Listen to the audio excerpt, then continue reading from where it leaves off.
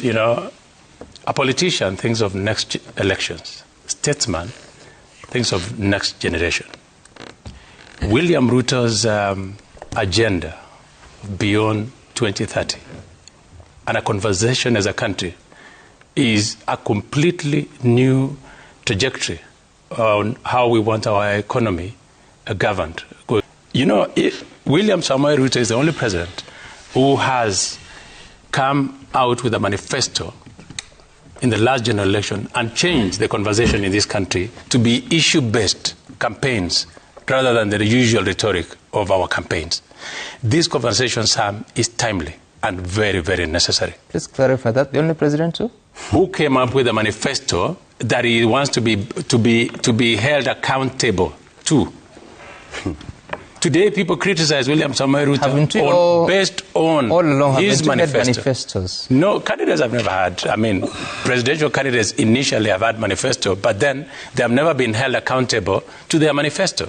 Welcome back, ladies and gentlemen, and thank you very much, guys, for your great support. Fellow Kenyans, sometimes I normally wonder which criteria is normally being used to get these people for an interview on national TV. Because the people that keeps on going for these shows are just the same people. And whatever they are saying or whatever they are doing is just the same thing. In fact, what these people normally do, they don't really help Kenyans. What they do, wanaongeza uchungu. Wanaongeza tu uchungu kwa Wakenya. Wakenya wanazidi tu kuwa na uchungu now. Because tell me why a leader is going on a national TV and what he's saying is like, seriously, I was surprised listening to Nelson Koech saying that William Ruto is the only president to have issued a manifesto to be held accountable in the last general election. The only president who have issued a manifesto to be held accountable in the last election, and he changed and in fact he's saying that William Ruto changed the conversation in this country to issue-based campaigns rather than issue rhetorics. She's the member of Parliament for Belgood constituency, also Chairman Defence, Foreign Relations and National Intelligence. Good morning. Good morning, Sam. Good morning, viewers. The last time you were here, Mimi Spendi Deni. Yeah. There's a public debt that you have. I do. You said that the opinion polls were showing that UDA candidate would win in all Kalau. Yes. And it will be confirmed that Thursday. You are very confident. Your candidate polls, what was the percentage? I think it was about 13%. Yeah. What happened between Tuesday and Thursday? A win is a win, Sam. You'll remember that the Al-Kalau seat belonged to Jubilee. What we were going to do as UDA was to replace Jubilee with UDA. Unfortunately, it did not happen. But that 13% was a good try. That's what I'm asking, because you are telling us that opinion polls are showing that your candidate was ahead. In politics, and which I think all of us must come alive to, is the fact that sometimes crowds do not necessarily translate to votes. Mm-hmm. I've seen politicians in the recent past pulling big crowds. Yep. What Al-Kalau taught us was that, crowds do not translate to votes. Yep. And number two, I think it gave us a very good warning that we need to work extra hard, particularly in that part of Kenya, the central Kenya. Yeah. So, our candidate lost, but he lost with... But the polls, what happened to the polls? The polls are very confident.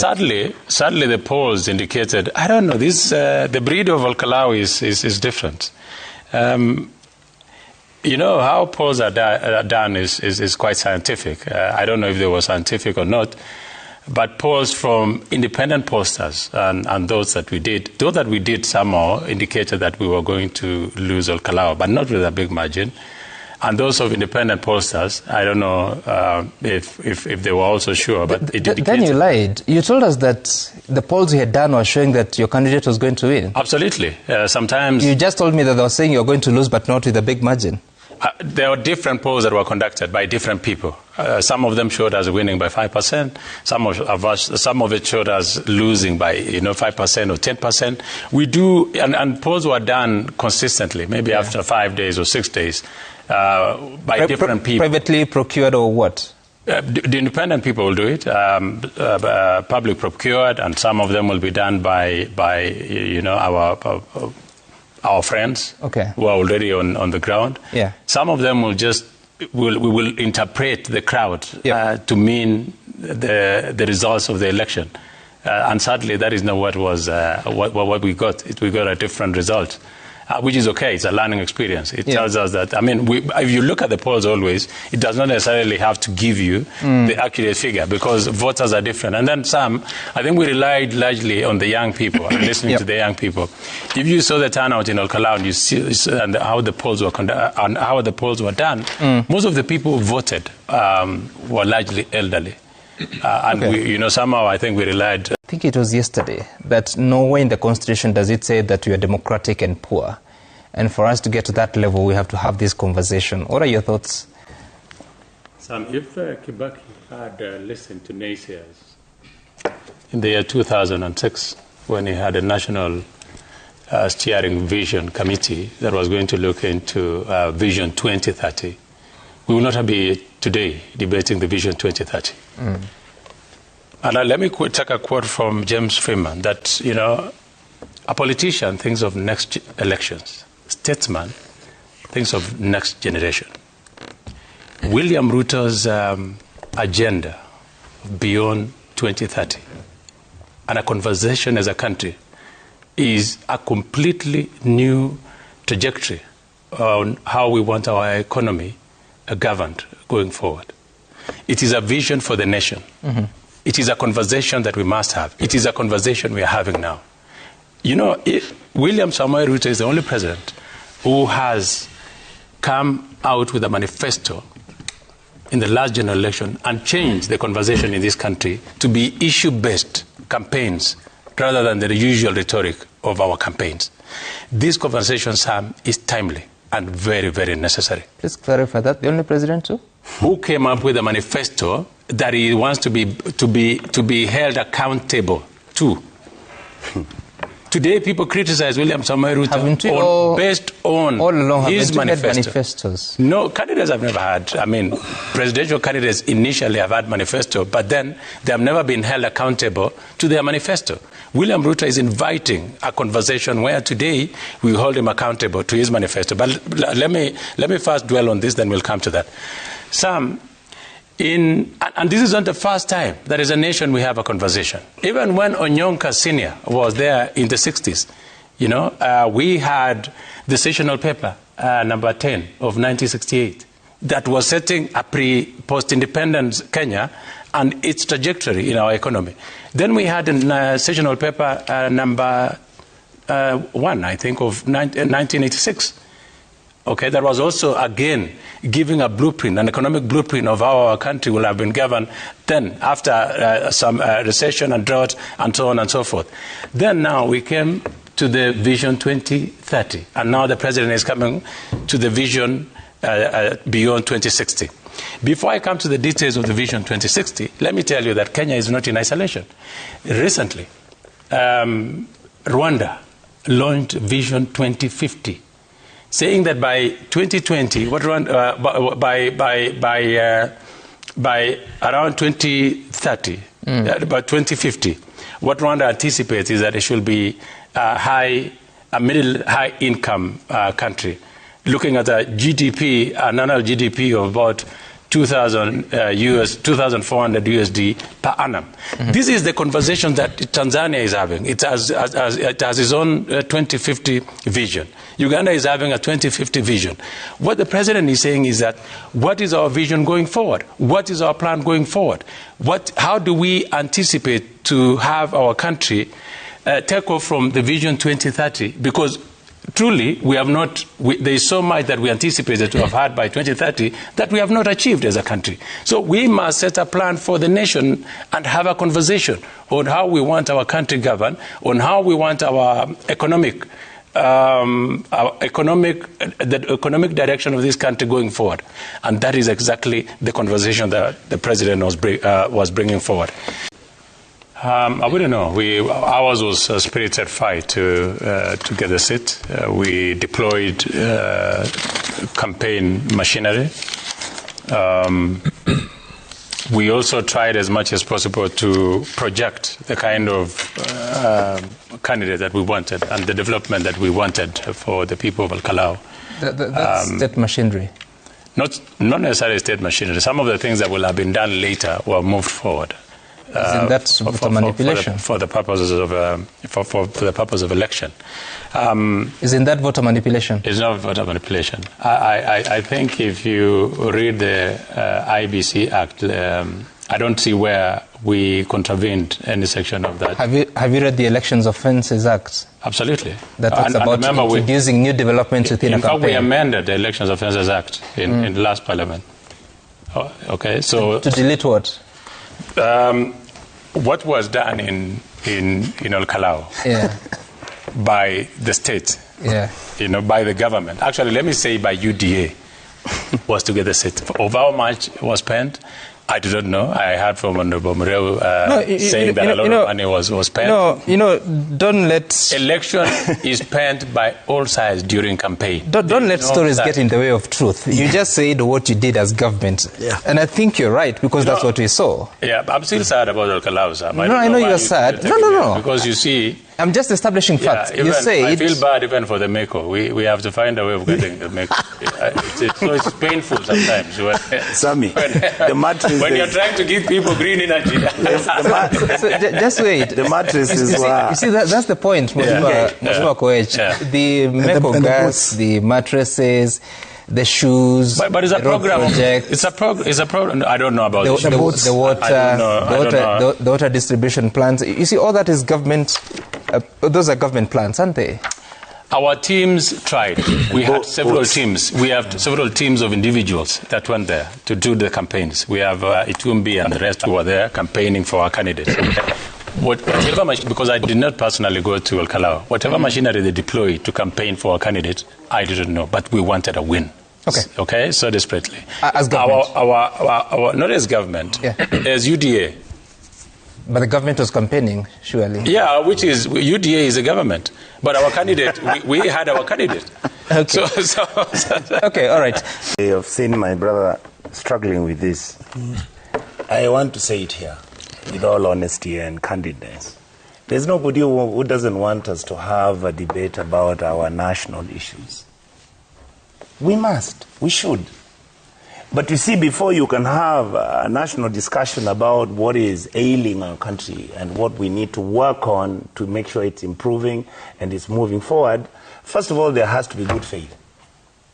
And this good faith is, number one, you agree that the institutions which are given the responsibility of managing this are given that core value, so that we do not, again, just the way Kenya has become, politicize everything that we need to do. All right? If you go, Sam, and check out what happened in 2008, how much revenue was Kenya collecting at that time? The amount of revenue that we were collecting during Kibaki's administration was about 900 billion shillings. You talk about 10 years down the line, 20 years down the line, and you come up and realize, where are we right now? Our country, if you look at today's newspaper, our country is into debt at 13 trillion shillings. When Kibaki was in power, the debt we were having, and of course, Uhuru's government also participated in increasing the debt up to about 7 trillion. In a period of 4 years, the Kenyan government, under President William Ruto and UDA, has actually collected 7 trillion shillings as debt during that period. Now, is it between what time and what time? In other words, if you look at what they picked from Uhuru's time and now, it is now at 13 trillion. Yes. Which means the increase is about 6 to 7 trillion. No. Yes. It was 8.7 when President Ruto came in. Minus 13 trillion? That's about what? 4.3? About 4.3 trillion. Okay, that's right. That means we are actually having what? $1 trillion a year. Yep. Now, if you look at where this money is going, if you look at the borrowing, If you look at how the government is actually borrowing money on a daily basis, 3.5 billion a day on a borrowing spree, and you see what this money is doing. Before, borrowing was targeted directly to certain projects which were being done. I know that we have a problem with our debt. One of the things I expected the president to do is actually call technical people with his team and agree how are we going to reschedule our debts. Because some of the debts which they've borrowed on, the interest rate is it's unpayable. All right? You look at our country. Look at what has happened to health.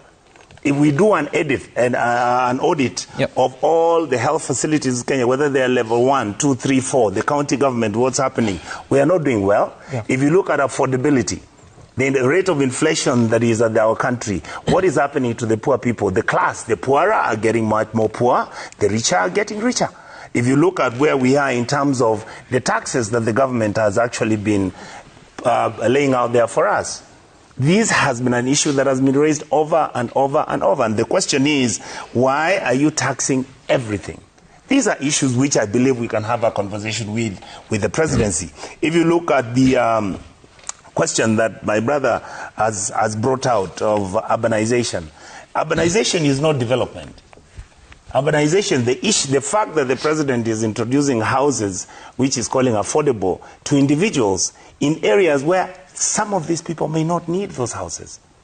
Did we do an audit to check out and see which towns, which areas, the slum areas? I mean, I've sat here in this studio and I've said, I would never criticize President William Ruto for changing the slum dwellers and giving them an opportunity to have housing. That's fantastic. But you see, if you look at the poor people who live in the slums, you come up to our universities, for example, how I wish the president has actually set up housing units which are supposed to be there where the students are staying. All right? You look at what is happening in government. I thought there's a plan to build hostels. Yeah, I wish it started with hostels. It made sense because there's a deficit. 90% of our universities do not have hostels for our children. Most of our children are staying in the slum areas and in neighborhoods where if you see how they live, you get shocked. We've talked about this. So for me, how I wish the president had done that for TVET, for universities, for medical training institutes. Who would question him if he did that? But then you go to Ogembo in Kisii, which is about 35 kilometers from Kisii town. You go and put 2,000 houses there. Who's going to stay there? I mean, this is what we are saying that according to me, the president needs to understand that Kenyans want to listen to his vision, but he needs to come out and tell us, for example, Kenya is one of the most corrupt countries in the world. It's one of the most corrupt countries. And yet, we are not discussing corruption. That has been the big elephant in the house. Look at the way we have broken down structures. Look at the threats which are going to the Auditor General, control of budget. I mean, institutions which were left deliberately to guide us for tomorrow. So even if you come with vision 1090, 2090, and that is where you want to take the country, unless you fix the software and fix the infrastructure that is going to allow the hardware to function, that conversation will not yield any results. Some allow me just to add one. I'll give you a chance. Before you, Fred. And you spoke about the Professor Onyonka was in the team that was coming. So I've been asking this question. Yes, Koech is saying that William Ruto is the only president who has issued a manifesto so that the public could hold him accountable, and that he has shifted the country to issue this issue of based politics.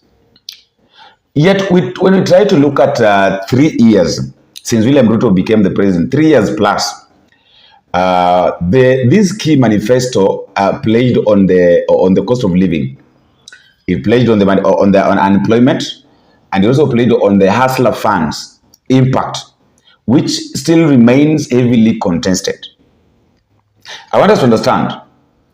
They're talking about William Ruto giving a manifesto for the public participation that Kenyans are supposed to hold him accountable. Are they aware? Is he aware that we still have unemployment? Is he aware that the Hustler Fund impact is still, the pledges has really broken people down? Is he aware there is a high cost of living? So when we talk about having this kind of manifesto, what is it going to help us with? Okay, why do you want to force Kenyans into something that they are not, they don't want? If people kama watu hawataki kukuona, so why is it that you're forcing yourself on people by coming up with a manifesto which you know very well that is not going to help? Let's be honest. Let us just be honest and talk about this thing, because at the end of the day, these are the kind of things that we have to talk about. Why has the president delivery fallen short? He promised to deliver. He has not delivered anything. So how comes the mambo yake delivery haiko tena? And why is it? Can these guys tell us why should voters still believe in William Ruto? Wameshika Kagushia, though we'll talk about that in the next video. Wameshika Kagushia. So why is it that these people still want us to believe in William Ruto? I want you to listen to the conversation between these guys and also Senator Onyonka, the way walikuwa na vurugana hapa na pale kwenye Citizen TV. And then after that, you will tell me what you think. Let me begin with you, Mheshimiwa Onyonka, on your thoughts about this direction that the president is taking at this time. Sam, yep. It's I listened to the president's speech. Right. And I went through it. I was thinking about what he was actually thinking.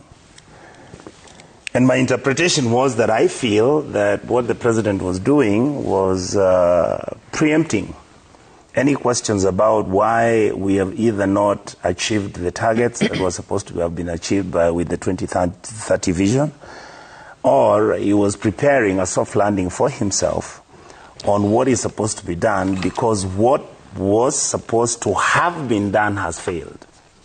And to be honest with you, 2030 was actually an interesting vision.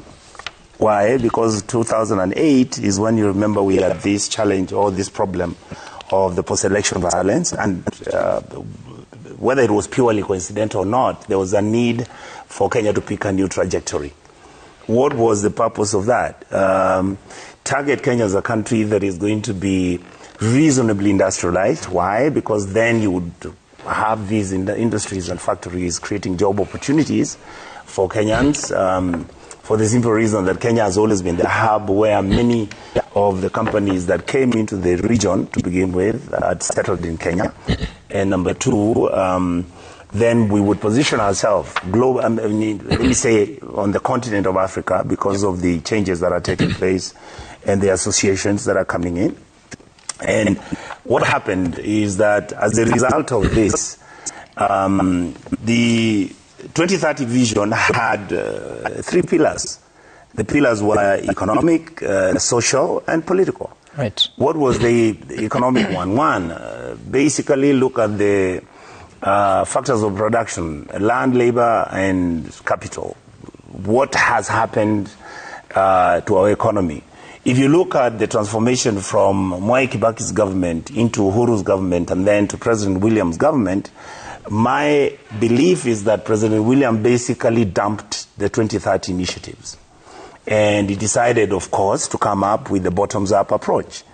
What many of us thought he was going to do was to come in with a bottoms-up approach and interface it with the 2030, then so that in the period of 5 years that he served as a president, he could come and then give us an audit on what has happened. From the time when I took over, this is what I found. Our debts were this. We were managing economic development and growth in such a manner. The macro and micro issues which were managing the economy have basically been managed this way. I expected the president to say, for example, to mention that our economic growth has been this. During Kibaki's time, it was this. During Uhuru's time, it was this. And during my time, it is this. He should have come up with the flagship things he has done as a president and invigorate them and explain to Kenyans why he feels that these strategies that he has come up with during his time as president have been implemented and effected, and therefore, according to him, the successes are this, the challenges are this, and this is what I intend to do. Now, the problem, and then you come with the social pillar. I expected the president, actually, the State of the Nation address is something I expected the president to be honest and sincere and look at us in the face and tell me, listen, the country we have right now, look at the social pillar. Yeah. We have got 60% of the population being of young people. These young people are educated, they have no jobs. These young people have got no opportunities. He should have discussed the interventions he has brought, for example, for the young people. And once he's done with that, the next one he should have discussed is the political pillar. The point I wanted to make is that we can have really lofty and wonderful ideas. Every country does have those ones. The point that some of us have been raising is that, number one, if you look at our country, you look at what we call the broken system, all right, where, truthfully, unless we, and this is what I would have hoped the president, maybe that's why for us in the opposition feel like it's just another one of those experiences that is going to move on and that's it. Look at how much money is going into wastage, from national government up to the county governments, up to every government departments. Look at how we employ people in parastatals. You have one community running this. Look at the police service. I mean, all these things are happening. And in reality, Sam, if you want to change Kenya, and this is what we have always said, then we have to be honest with ourselves. We agree that, are you going to leave the bad habits? Because in Kenya, we have these bad habits where we employ relatives, our clans members, our tribesmen, we finish with that. We start a project which is really a wonderful idea for the Kenyan public, which is a fantastic idea. Kumbe, it is business people are doing. I mean, Sam, the truth is, you know, this story has come out over and over. Housing. In fact, the shocking news that I got last week, I think 2 weeks ago, is that right now the affordable housing thing owes about 1.2 trillion shillings in pending bills. Pending bills. 1.2 trillion shillings. Yes, I'm asking a question at the Senate today. I mean, tomorrow on Tuesday. We are like, what is going on? Why must we operate a country as if it's a Ponzi scheme? What is the source of that information? I told you I'll ask the question so that we can interview and then you'll get the information. No, you because said it. I'm saying once you see as an oversight. You know, Senator, so that you don't mislead Kenyans. Sammy, what I'm saying You're saying there are pending bills. I am saying that I have been told. And I want to verify by asking the question at the Senate. Okay. Whereby I want to ask the guys who are managing the committee on housing and housing, the committee in charge of housing. I would want us to get the controller budget and the Auditor General to come and tell us how much money, up to today, Sam, you know, we don't know how much money has been spent in that program. So we are saying the president has fantastic ideas. But when implementation starts, you find it's a business transaction. When you look at the issues we are dealing with, we should have been growing at 10%. Shouldn't we ask why we are not growing? Yes, he has brought that issue. It's a legitimate issue. Why are we not having this growth? Should we look at the county governments, their viability? Is it possible that we can actually say we can reduce the structure of government? These are the genuine and honest concerns we are talking about. Okay. But not just a hypothetical argument that, 2030 is now done. What we want is 2060, and in the process, we talk about, no, let's have the audit. How have we done? How have we got into debt? Why are we not paying pending bills by the county governments, which are at 536 billion? Okay. I'm a worried man. Yeah. The reason for that is that if you saw what happened in Old Kalau, where you have individuals coming with guns, AK-47s, brandishing and shooting off vehicles, and people died, and it worries me. It really, really, genuinely worries me, because where we are as a country puts me in a very tight spot. And number two, Sammy, we are in the studio here, and my point is how I wish we could actually be more tolerant. The feeling I'm beginning to have is that we're becoming more and more intolerant to what we say about others and what the others want to do when we say some things. And the typical case, I think you're aware this morning about Honorable Kagusha. He has not left your studio here from last night simply because when we came in, outside Citizen TV, there are about 40 police officers brandishing AK-47s, and there are about 10 Subarus waiting for Kagusha. He's a member of parliament. I don't think he's going to run anywhere. I don't think he has killed anybody. Whatever he said, and I'm not justifying what he said, but there must be a better way. For me, the IG really must look at this issue. There must be a better way on how you arrest somebody like me. You can send me a message, then you can actually, if I don't respond, you can actually publicly say, hey, we have said so-and-so, please report to the DCI because there are matters affecting you. And then follow due process. Yeah, but to have somebody who's been elected, and I say this with humility, whatever he said does not require that state operatives, police officers, and DCI to come and arrest him outside the gate of Citizen TV. Because, Sammy, what's going to happen? Some of us are going to start fearing coming here. Now that you're here,